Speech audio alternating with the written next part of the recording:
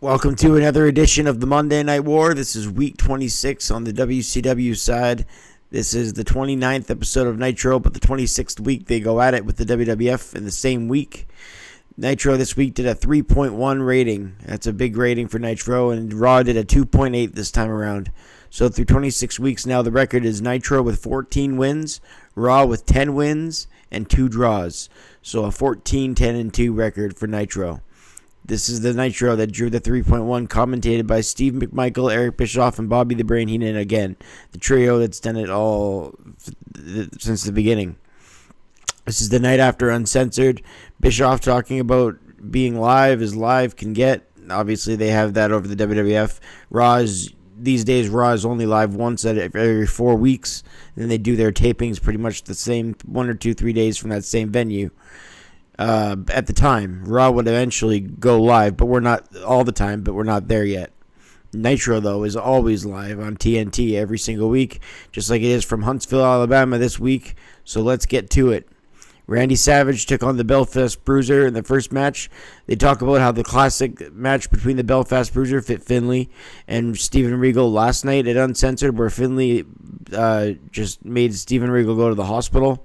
That was a classic encounter at Uncensored 96. If anyone wants to go back and watch that, I think it's online or on Peacock, WWE Network, whatever you want to watch it. I recommend it. It's a good match at Uncensored. Savage in there in the white and black tights, while Finlay is in his green and black outfit, more black than green. Side headlock takeover by the Belfast Bruiser. Savage, this is a good match here. Savage elbows out of a headlock, and the Belfast Bruiser's got Savage in the corner, but doesn't break until 4. He speared him in the corner. The Belfast Bruiser takes him down with a trapezius hold, then an elbow to the face, raking Savage's face. The Belfast Bruiser with a stiff European uppercut, forearm shot, and another one. And these are the kind of shots that sent Regal to the hospital, says Bischoff on commentary. Savage comes back, and the Bruiser is begging for mercy, but the fans go crazy as Savage drops Belfast Bruiser to the outside with a clothesline. Then the Belfast Bruiser got back in control, sending Savage into the ring post on the outside.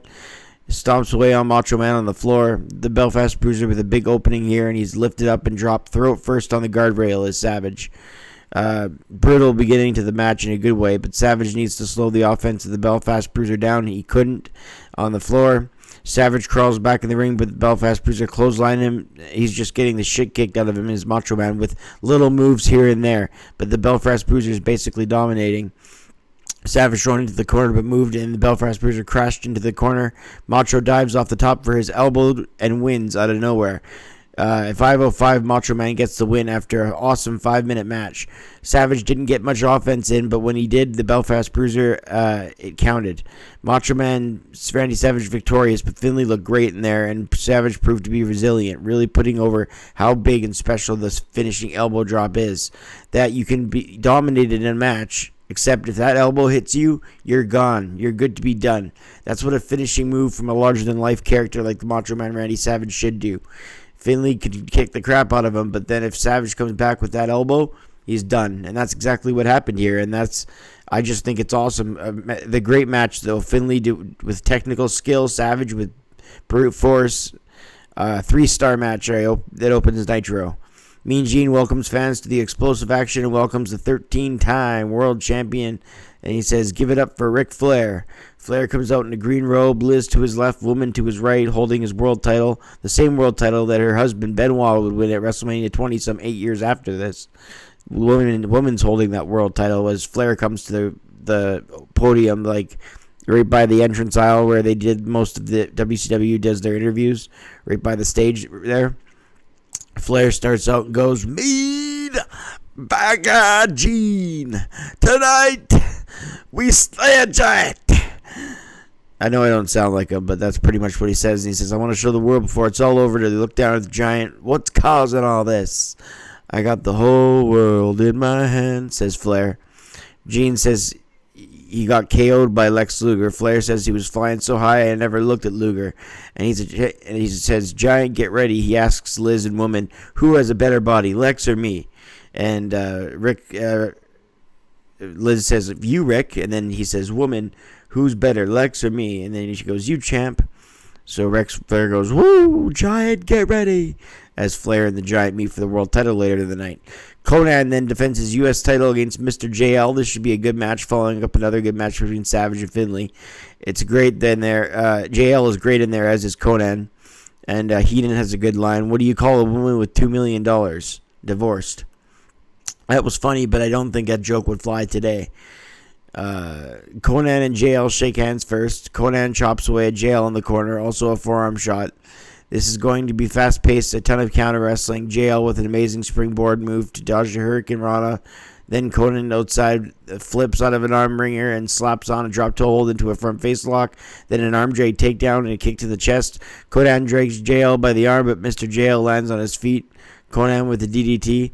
By the way, that woman joke, I meant no offense to women out there. That's just what I'm just reviewing what Heenan said. They say security is in the back all over Macho Man as he's trying to get Flair. Conan with a leg vice into a surfboard variation, laying back, dragging with the arm, the knee pointed to Mr. JL's spine. Conan wrenching away at JL. Conan then gets reversed by Mr. JL with a fireman's carry takeover into an armbar. Conan back up and up the ropes, went for a victory roll, countered by an arm drag, then a full Nelson arm drag by Mr. JL with a drop kick in the middle of the ring. Both these guys flipping around, hitting their offense. Conan chopped in the corner, a springboard missile drop kick to Conan, near fall. Mr. JL with a forearm, then blocks a hip toss and finds himself on the receiving end of a powerbomb. Conan body slams Mr. JL and catches him up high with a tornado DDT off the middle rope. Mr. JL only gets a close near fall. Conan and then in the corner in the end of the huge spine buster, dragging the legs of the bridge, pinning him successfully at 6:19. Woo! 3-star match there. Just like the opening was 3-star matches. We got 2 3-star matches between Savage and Finlay and Conan and JL. And next, the Booty Man takes on Disco Inferno. So unfortunately, I think our 3-star streak is over. Disco Fever hits as Disco Inferno comes dancing to the ring with his CD. Booty Man shakes his rear, and this is not the kind of stuff I watch wrestling for, but unfortunately someone thought the shit was good. Not sure what they were smoking when they booked this. Atomic drop by the Booty Man, then another one. The crowd cheers him on. I don't know why. I think he needed a female valet, the same sense Goldust did, to imply their sexuality wasn't compromised. Not that there's anything wrong with that, but times were different in 1996, and I think it was looked at more with prejudice back then than 2023 or 2024, whatever you're watching this review. It's almost 2024 as I record this. Just a few weeks away. I think he needed I think I already said that part. My notes. Booty Man wins at 114. I won't give it a dud. I'll give it a second lowest rating possible for some of the wrestling in it. And I do stress some of the wrestling in quotations.